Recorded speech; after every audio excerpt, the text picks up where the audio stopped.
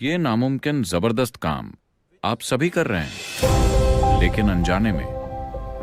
तो सवाल ये है कि आपका कितना हिस्सा आपकी चेतना में आ गया है। अगर आप ध्यान दें तो पाएंगे कि अभी आप अपने 1% हिस्से के बारे में भी चेतन नहीं है। मेरे आसपास के लोग हर दिन ऐसी कई चीजें देखते हैं जिन पर वो विश्वास नहीं कर सकते। भौतिकता की हमेशा एक सीमा होती है ना? आप इसे स्ट्रेच कर सकते हैं, लेकिन फिर भी भौतिक शरीर की एक सीमा होती है। भौतिक का मतलब ही सीमा है ना? एक भौतिकता का आधार ही सीमित सीमा रेखा है कि नहीं? एक सीमित सीमा रेखा की वजह से ही आप इसे भौतिक कह सकते हैं। अगर आप उस सीमा रेखा को मिटा दें जो किसी भौतिक आकार की है, तो भौतिकता जैसी कोई चीज नहीं रह जाएगी। वो जो असीमित है वो भौतिक नहीं है ना? तो क्या कोई सीमा है? निश्चित रूप से है। प्रकृति ने आप पर बहुत सारी सीमाएं लगा रखी हैं, पर मैं ये बता रहा हूं कि आप नई सीमाएं इजाद कर रहे हैं। इसकी जरूरत नहीं है। प्रकृति ने पहले ही आपके लिए बहुत सारी सीमाएं लगा रखी हैं। आपको और सीमाएं गढ़कर अभी आप जो हैं खुद को उससे और छोटा बनाने की जरूरत नहीं है। एक इंसान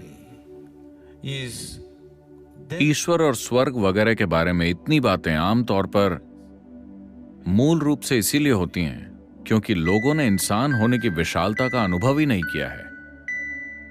यही असली समस्या है। अगर आप इंसान होने की विशालता का अनुभव कर रहे होते तो आप दूसरी चीजों के बारे में ज्यादा बातें नहीं करते। ये अपने आप में जबरदस्त है। ये एक दोपहर में मछली को इंसान बना देता है। क्या ये जबरदस्त नहीं है? लेकिन ये इसे अनजाने में कर रहे हैं। अगर वो चेतना के साथ मछली को इंसान में बदल दें तो ये अद्भुत घटना होगी, है ना? है कि नहीं? ये नामुमकिन जबरदस्त काम आप सभी कर रहे हैं, लेकिन अनजाने में। तो सवाल ये है कि आपका कितना हिस्सा आपकी चेतना में आ गया है। अगर आप ध्यान दें तो पाएंगे कि अभी आप अपने 1% हिस्से के बारे में भी चेतन नहीं है। अगर कुछ और प्रतिशत चेतना में आ जाए तो अचानक आप जो भी काम करते हैं वो सुपर ह्यूमन लगता है। अब मेरे आसपास के लोग हर दिन ऐसी कई चीजें देखते हैं जिन पर वो विश्वास नहीं कर सकते। तो लोग कहते रहते हैं, सदगुरु क्या आप सुपर ह्यूमन हैं? क्या आप एक इंसान हैं? मैं उन्हें याद दिलाता हूं, this is not about being super human, this is about realizing being human is super.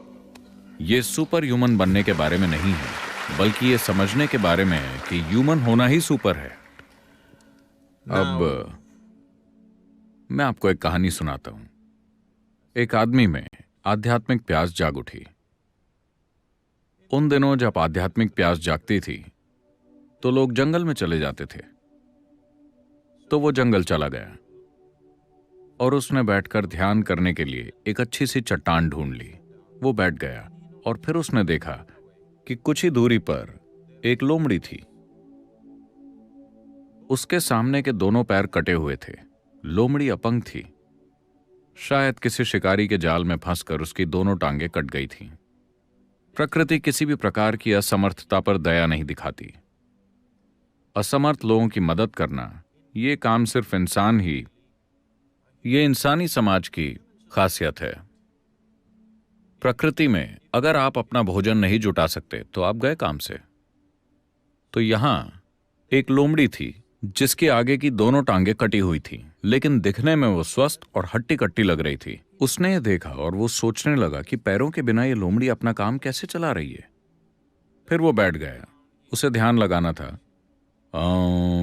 उसने जाप शुरू किया। ओम ओम ओम कुछ समय तक चलता रहा। जब शाम हुई उसे एक शेर के गुर्राने की आवाज सुनाई दी। जैसे ही उसने गर्र की आवाज सुनी, ओम गायब हो गया और वो एक पेड़ पर चढ़कर बैठ गया। वो ध्यान व्यान सब भूल गया।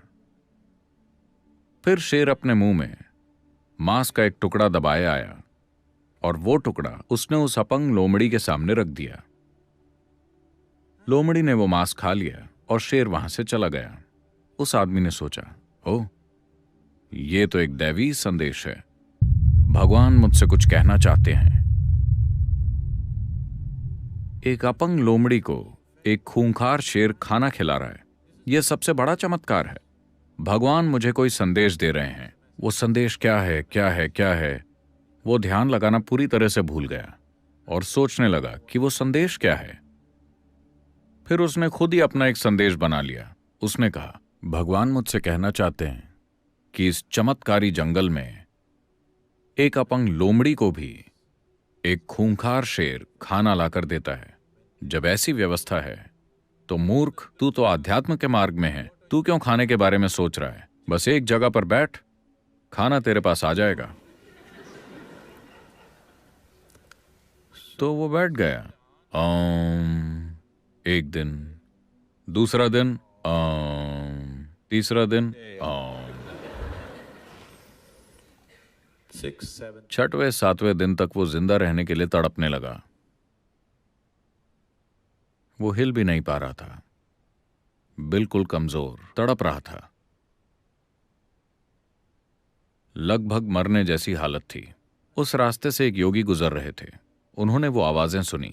वो उसके पास आए और पूछा, क्या हुआ, तुम्हारी ये हालत कैसे हो गई? आदमी बोला, ओह महान योगी, मुझे एक दैवी संदेश मिला था, मैंने उसका पालन किया और ऐसा हो गया। योगी ने पूछा, क्या हुआ था? आदमी बोला, वहां उस लोमड़ी को देखिए, देखिए वो कितनी तंदुरुस्त है। रोज एक शेर उसके लिए मांस का एक टुकड़ा लेकर आता है और उसे खिलाता है। आपको नहीं लगता कि यह दैवी संदेश है? बताइए, क्या यह सच में दैवी संदेश है? योगी ने कहा, निश्चित रूप से यह एक दैवी संदेश है, लेकिन तुमने एक दयालु शेर के बजाय एक अपंग लोमड़ी की नकल करना क्यों चुना?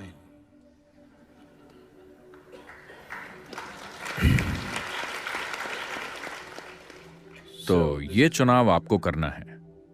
अगर आप एक अपंग लोमड़ी की नकल कर रहे हैं तो एक दयालु शेर आपको चमत्कारी लगेगा। यह कोई चमत्कार नहीं है, यह किया जा सकता है। हां, यह किया जा सकता है, इसमें कोई चमत्कार नहीं है। लेकिन इसे देखने के दो तरीके हैं। एक तो यह कि सब कुछ चमत्कार है। अच्छा बताइए, आप जमीन में गंदगी डालते हैं और पेड़ से आम निकल आते हैं, मीठे आम। गंदगी और आमों की मिठास, क्या वो दोनों एक ही चीज है?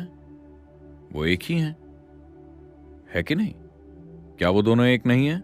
जो खाना आप खाते हैं और अगले दिन टॉयलेट में जो आप करते हैं, वो एक ही है कि नहीं? हाँ या ना? अगर कल आप उस गंदगी को खेत में डालेंगे तो फिर से वो आपका खाना बन जाएगी, है कि नहीं? दोनों एक ही हैं। लेकिन क्या आप दोनों के साथ एक सा बर्ताव कर सकते हैं? नहीं। आपके पास ये समझ होनी चाहिए कि कैसा बर्ताव करें, लेकिन हैं वो दोनों एक ही, है ना? गंदगी से आम बनना, क्या यह चमत्कार नहीं है? मछली को इंसान बनाना, क्या यह चमत्कार नहीं है? हाँ या ना? हर चीज एक चमत्कार है। यह जिंदगी को देखने का एक तरीका है। जिंदगी को देखने का दूसरा तरीका यह है कि कुछ भी चमत्कार नहीं है, सब कुछ कारण और परिणाम के बीच हो रहा है। अगर आपकी दृष्टि इतनी सीमित है कि आप कारण को नहीं देख पा रहे, आपको सिर्फ परिणाम ही दिखाई दे रहा है, तो फिर ऐसा ही होगा। अगर आप कारण और परिणाम दोनों को देख सकते हैं तो सब कुछ समझाया जा सकता है, सब कुछ दोहराया जा सकता है, सब कुछ संभव बनाया जा सकता है। अब मैं एक ऐसी तकनीक के बारे में बात कर रहा हूं जो आपको एक चमत्कार बना देगी, लेकिन वो कोई चमत्कार नहीं है। सारी तकनीकें चमत्कार जैसी लगती हैं, है ना? मान लीजिए कि आप इलेक्ट्रिसिटी के बारे में कुछ भी नहीं जानते और अभी हॉल में बिल्कुल अंधेरा है और मैं आपसे कहता हूं, देखिएगा अभी मैं बस दीवार के इस हिस्से को छूऊंगा और पूरे हॉल में रोशनी हो जाएगी। और अगर मैं ऐसा कर दूं तो वाह, आप मेरे सामने सिर झुका देंगे, है ना? कोई भी चीज जो आपको समझ नहीं आती वो आपके लिए एक चमत्कार है ना? हाँ, कोई भी चीज जिसे आप नहीं समझ पाते वो आपके लिए एक चमत्कार है। अभी मैं अपनी जेब से एक चीज निकालूंगा, ये बस प्लास्टिक और मेटल से बनी है, और मैं ऐसा करके भारत, अमेरिका या कहीं भी मौजूद किसी व्यक्ति से बात करूंगा। यह चमत्कार है कि नहीं?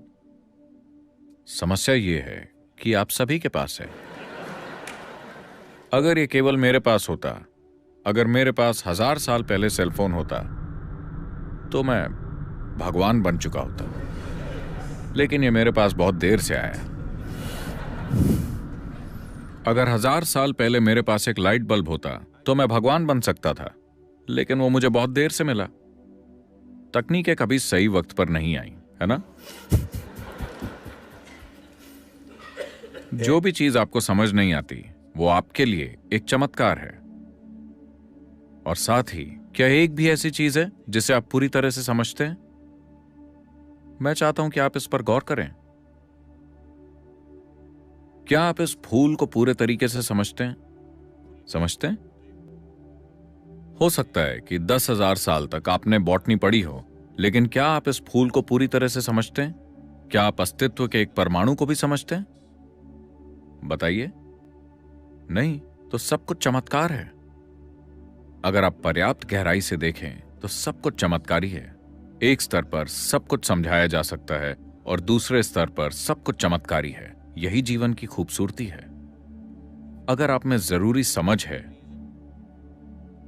और जानने की उत्सुकता और जिज्ञासा है, तो आप उसे पूरा समझ सकते हैं और फिर भी उसे देखकर आश्चर्य कर सकते हैं। आप अपनी पूरी जिंदगी इस फूल का अध्ययन कर सकते हैं और फिर भी उसे देखकर हैरान हो सकते हैं। यही अस्तित्व की खूबसूरती है ना? या फिर आप एक मूर्ख भी हो सकते हैं जो इस फूल के बारे में नतीजे निकाल लें और मान लें कि आपको सब पता है। यही अंतर है। आपके जीवन की हर चीज ऐसी ही है कि नहीं? हाँ, आपके जीवन में सब कुछ ऐसा ही है। तो यह चमत्कारी भी है और साधारण भी। इसे समझाया भी जा सकता है और यह समझ से परे भी है। यह इंसान भी है और भगवान भी।